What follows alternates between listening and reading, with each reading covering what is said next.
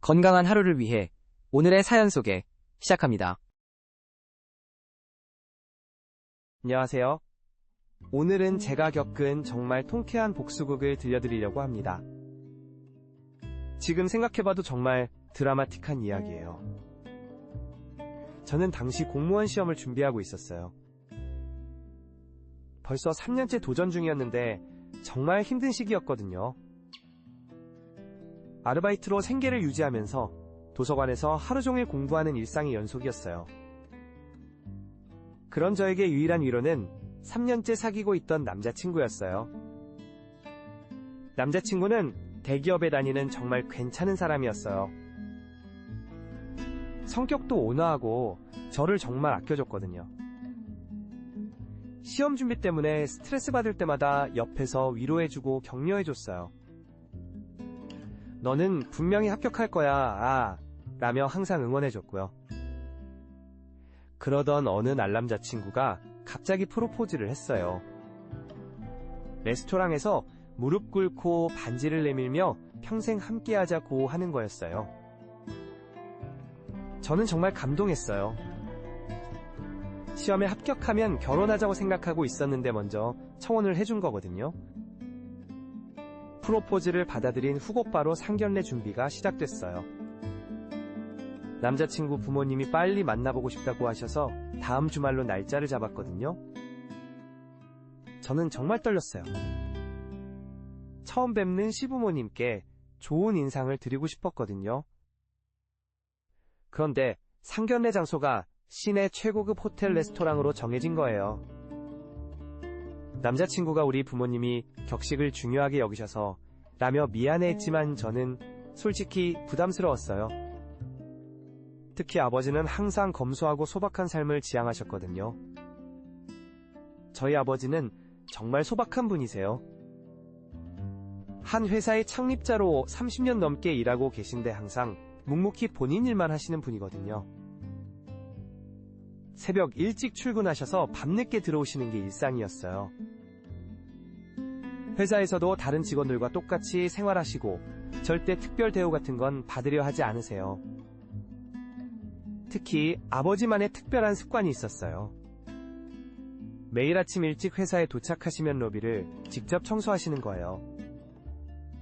첫인상이 중요하니까 깨끗하게 해야지 라며 30년째 그 습관을 유지하고 계셨거든요. 정말 성실하고 책임감 있는 분이시죠. 상견례 당일 아버지는 평소에 잘 입지 않으시던 정장을 차려입고 나오셨어요. 머리도 깔끔하게 정리하시고 구두도 반짝반짝 닦아서 신으셨어요.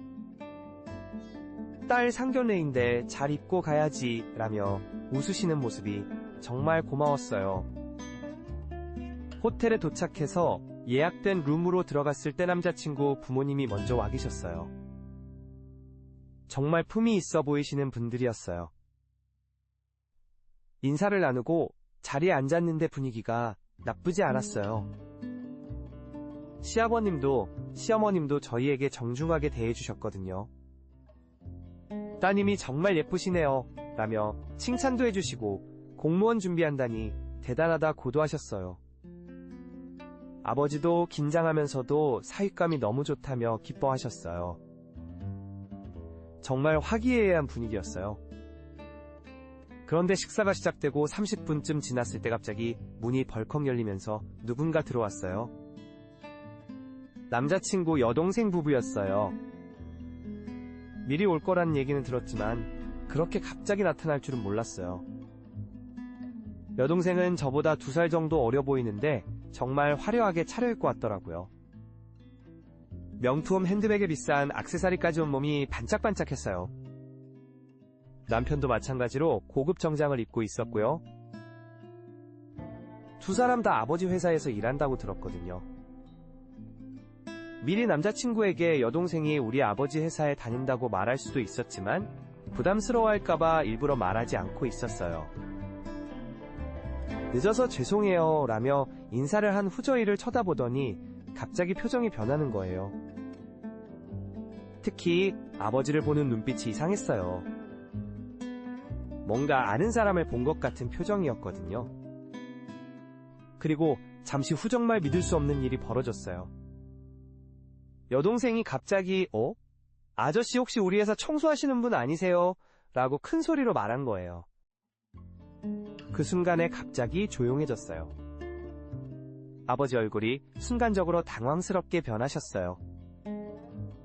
저도 머리가 새하얗게 됐고요. 여동생은 거기서 멈추지 않았어요. 맞네요.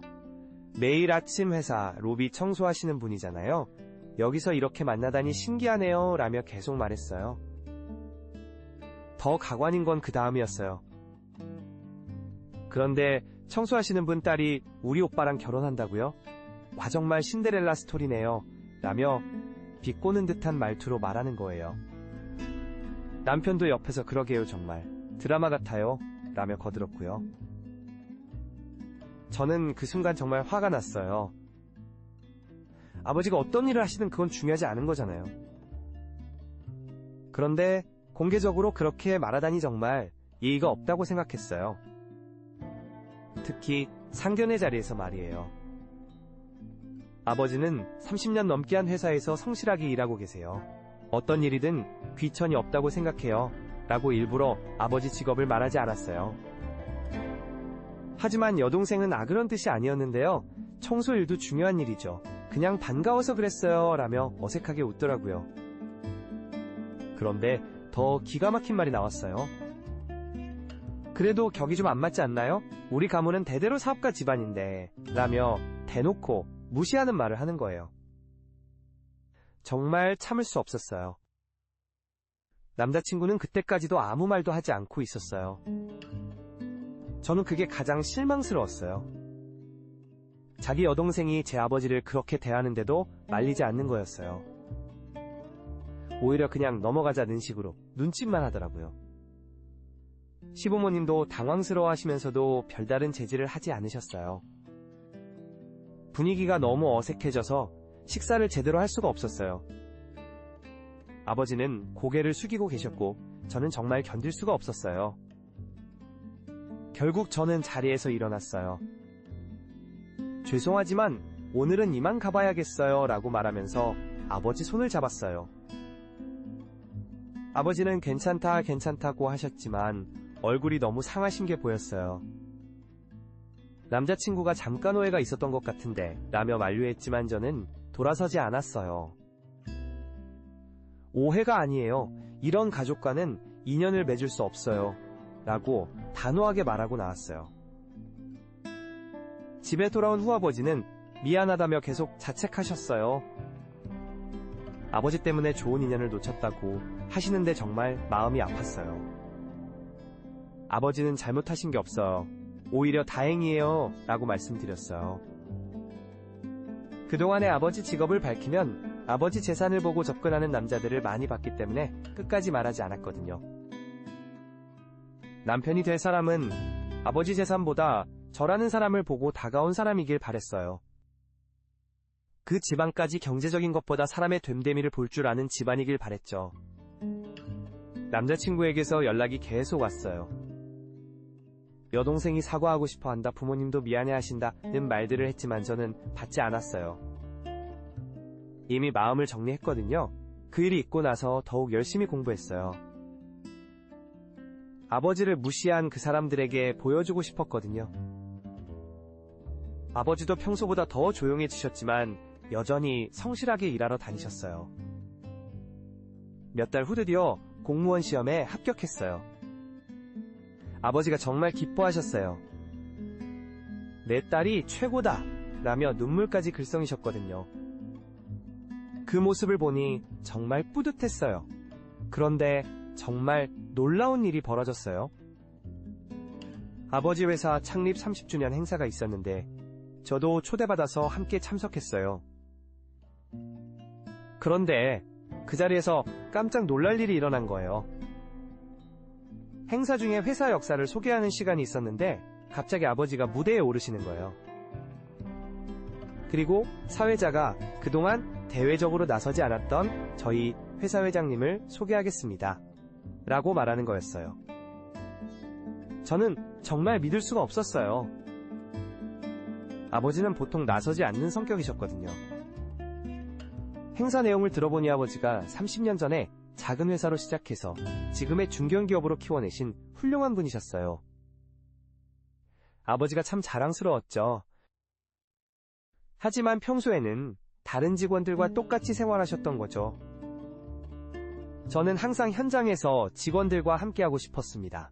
그래서 매일 아침 로비 청소도 직접 하고회장이라는 타이틀보다는 한 명의 구성원으로 일해왔어요 라고 말씀하셨어요. 하지만 최근에 우리 회사 일부 직원이 동료를 무시하고 차별하는 일이 있었다고 들었습니다. 특히 제가 로비 청소를 한다는 이유로 저를 청소부로 오해하고 무시했다는 얘기를 들었어요 라고 계속하셨어요. 그 순간 객석에서 여동생 부부의 얼굴이 새파랗게 변하는 게 보였어요. 아버지는 계속 말씀하셨어요. 우리 회사는 어떤 직책이든 모든 직원을 존중합니다. 그런 기본적인 가치를 지키지 못하는 직원은 우리와 함께할 수 없습니다 라고요. 행사가 끝난 후 여동생 부부는 즉시 해고 통보를 받았어요.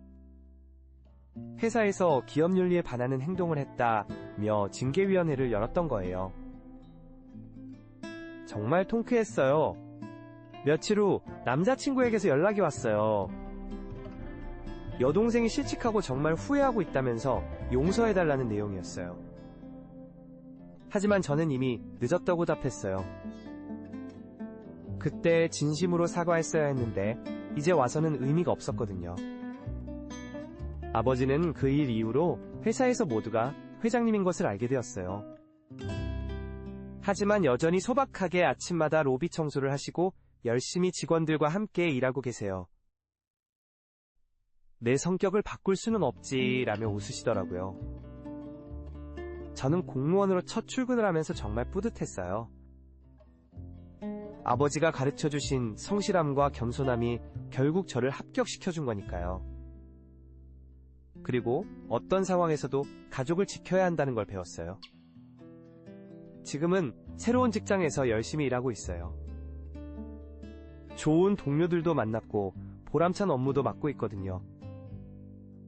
아버지도 정말 자랑스러워하세요. 묵묵히 자기 일하는 게 최고야라며 항상 말씀하시거든요.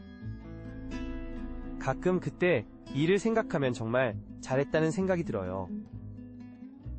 겉모습이나 직책으로 사람을 판단하는 게 얼마나 어리석은 일인지 깨달았거든요. 아버지를 무시한 사람들과는 어차피 좋은 인연이 될 수 없었을 거예요. 지금은 정말 행복해요. 존경하는 아버지와 함께 당당하게 살고 있고제 실력으로 얻은 직장에서 일하고 있으니까요.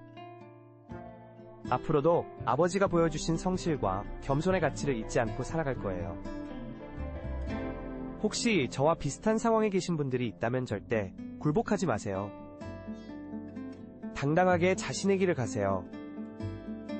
결국 진실은 드러나게 되어 있고 성실한 사람이 인정받게 되어 있어요. 긴 이야기 들어주셔서 감사합니다. 모든 분들이 가족의 소중함을 알고 서로 존중하며 살아가시길 바랄게요. 이야기 재미있으셨다면 구독 부탁드려요.